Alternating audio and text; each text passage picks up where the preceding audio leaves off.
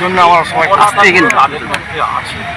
আমরা চাইব যে মনীষীদের আদর্শগুলো তুলে ধরা হোক। তামিলনাড়ু সরকার তাদের রাজ্যে মহানবী সাল্লাল্লাহু আলাইহি সাল্লামের যে পরিচিতি, তার যে আদর্শ, সেগুলো ছাত্র সমাজের মধ্যে প্রসার ঘটানোর জন্য পাঠ্যপুস্তকে অন্তর্ভুক্ত করেছে।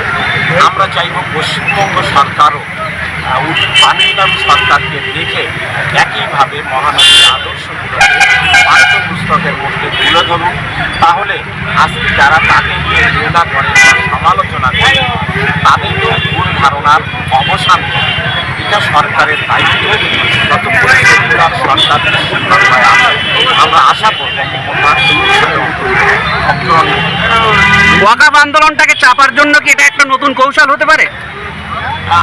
সমস্যা বাড়বে, কিন্তু জেনে রাখবেন যে মুসলমানরা সমস্ত সমস্যাকে ওভারকাম করে তারা মুসলমান হিসাবে বেঁচে থাকে, ইমানদার হিসাবে বেঁচে থাকবে, মহানবীর উম্মত হিসাবে, অনুসারী অনুগামী হিসাবে বেঁচে থাকবে। তাদের যদি ভাত কেড়ে নেওয়া হয়, তাদের যদি জমি কেড়ে নেওয়া হয়, চাকরি কেড়ে নেওয়া হয়, তাও হয়তো শক্তি দিয়ে লড়াই করবে, সেটাও হয়তো কি সাময়িকভাবে মেনে নেবে। কিন্তু মুসলমানদের আদর্শের সঙ্গে, মুসলমানদের ইমানের সঙ্গে যদি কোনোভাবে পাঙ্গা লড়া হয়, মুসলমানরা কিন্তু জিতছে। বারবারই ভারতবর্ষে মুসলিমরা লাঞ্ছিত, বঞ্চিত এবং হেনস্থার শিকার হচ্ছে। অল ইন্ডিয়া মুসলিম পার্সোনাল ল কিছু ব্যবস্থা নেবে? আপনি তো সেই অল ইন্ডিয়া মুসলিম পার্সোনাল ল বোর্ড শরীয়তের সুরক্ষার জন্য দেশ জুড়ে লড়াই করছে, সুপ্রিম কোর্টে লড়াই করছে এবং আন্দোলনও চলছে। পশ্চিমবাংলাতে খুব তাড়াতাড়ি আন্দোলনের একটা বড় ঘোষণা আপনারা মধ্যে পাবেন কয়েকদিনের মধ্যে। আশা করি এই বিষয়গুলো নিয়েও অল ইন্ডিয়া মুসলিম পার্সোনাল ল বোর্ড মধ্যে আন্দোলনের ঘোষণা দিয়েছে। কলকাতা থেকেও সেই আন্দোলনের ঘোষণা হবে আপনাদের মাধ্যমে গোটা রাজ্যের মানুষ। কিছুদিন আগে মুখ্যমন্ত্রী মমতা বন্দ্যোপাধ্যায় ওয়াকাফ আন্দোলন করতে গিয়ে করার জন্য একেবারে দিল্লি যেতে বলেছিলেন। এই আন্দোলন করার জন্য কি একেবারে উত্তরপ্রদেশে যেতে বলবে কি মনে হয়? সেটা বললেও হয়তো কিন্তু ওয়াকাফ আন্দোলন যে দিল্লি গিয়ে করবো না সেটা তার জন্য আমাদেরকে জেলে রাখা হয়েছিল, জেলেও দিয়েছিলাম। পরে কোর্ট থেকে মুক্তি পেয়েছি, জামিন পেয়েছি, ছাড়া পেয়েছি। এটা নিয়েও যদি বলেন মুখ্যমন্ত্রী, তার মানে আমাদের যে উত্তরপ্রদেশে যে আন্দোলন এটা নয়। ঘটকপুর, আজকে ভাঙড়ের ঘটকপুকুরে আন্দোলন হয়েছে, আগামী দিনে কলকাতাতেও আন্দোলন হবে। এই আন্দোলন সংবিধান করার জন্য আমাদের অধিকার রয়েছে। ভারতবর্ষের যে কোনো রাস্তার উপরেই আন্দোলন হবে। আপনাকে সবসময় দেখা যায় কলকাতায় আন্দোলন করতে, কিন্তু এই বিষয়টা নিয়ে আপনারা কবে নামছেন? হিন্দু ভাইদের পুজো চলছে, পুজোর মরশুমের মধ্যে আন্দোলনে নামলে অন্যদের উৎসবে ব্যাঘাত করতে পারে। সেই জন্য আপাতত আমরা সাময়িকভাবে আন্দোলন স্থগিত রেখেছি।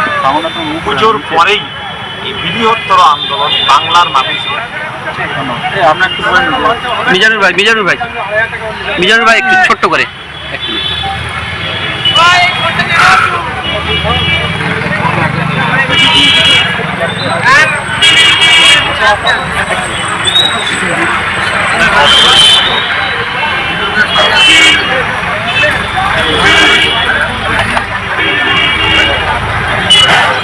আজকে আপনাদের মূলত কি কি বিষয় নিয়ে আন্দোলন ছিল? এই সভাটা ছিল আজকে আমাদের মূলত আন্দোলন যে আপনারা জানেন উত্তরপ্রদেশের কানপুরে 12 রেগুল আহ্বান অর্থাৎ 5ই September I love you Muhammad সাল্লাল্লাহু আলাইহি সাল্লাম এলাকা নিয়ে রাস্তায় তারা শান্তি দাবি কেন্দ্র করে তারা র্যালি করে। হঠাৎ পুলিশ তাদেরকে অ্যারেস্ট করে, বিনা দোষে নিরীহভাবে তাদেরকে তুলে নিয়ে এমনকি 30 জন, এখন প্রায় 700 জনের মতো কম বেশি মানুষকে কেস দেওয়া হয় বিনা প্রশ্নে। এই যে পুলিশ নির্মম, যোগী আদিত্যনাথের দলদাসের মতো, আর যোগী আদিত্যনাথের পুলিশের ভূমিকা না রেখে পার্টির দলদাস হয়ে যে নির্বিচার মানুষকে কষ্ট দিয়ে, হয়রানি দিয়ে কেস দিয়েছে, তারই বিরুদ্ধে যদি অপমান হয়, তারই বিরুদ্ধে যে আমরা এতগুলো মানুষ আজকে যেখানে কয়েকজন মানুষকে কেস দেওয়া হলো, তাদেরকে ভোটের চালান দেওয়া হলো, এখানে তো আজকের কয়েক হাজার মানুষ এলাকা নিয়ে এসেছে। আমরা দেখতে চাই যে পুলিশের ভূমিকা কী আছে।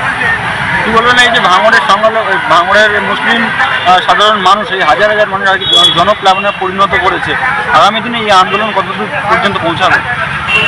যোগী আদিত্যনাথ যাদের